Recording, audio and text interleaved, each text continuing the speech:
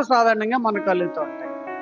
అయితే ప్రభు అయిన యేసుక్రీస్తు ప్రభు అంటా అన్నాడు, జడియొద్దు, నిబ్బరము కలిగి ఉండు, ధైర్యపడొద్దు, అధైర్యపడొద్దు, ధైర్యముకుండు, నేను నీకు తోడై ఉన్నాను.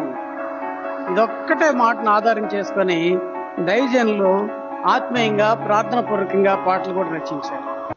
దేవుడు మీకు ఎల్లప్పుడు, దేవుడు మీకు ఎల్లప్పుడు తోడుగనున్నాడు,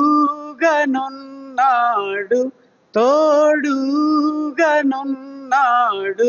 తోడుగనున్నాడు. తోడుగుంటాడు దేవుడు. దేవుడు మీకు ఎల్లప్పుడూ తోడుగుంటాడు. అప్పుడు ఇప్పుడు అని కాదు. ఎప్పుడంటే ఆత్మీయంగా ఆయన కలిగి మనం నడుస్తూ ఉంటే మనం నడిచే మార్గం అంతట్లో కూడా యేసుక్రీస్తు ప్రభు మనకు తోడై ఉండే దేవుడు, మనకు అభయాన్ని ఇచ్చే దేవుడు, మనల్ని ఆదరించే దేవుడు, ఆదుకునే దేవుడు అని ప్రభు అయిన యేసుక్రీస్తు ప్రభు ఇక్కడ మన జ్ఞాపకం చేస్తున్నారు. ఇదే యెహోషువ గ్రంథంలో చూడండి, దయచేసి 24వ అధ్యాయంలో దేవుడు మనకి ఒక మాట జ్ఞాపకం చేస్తున్నాడు. చూద్దాం. 24వ అధ్యాయము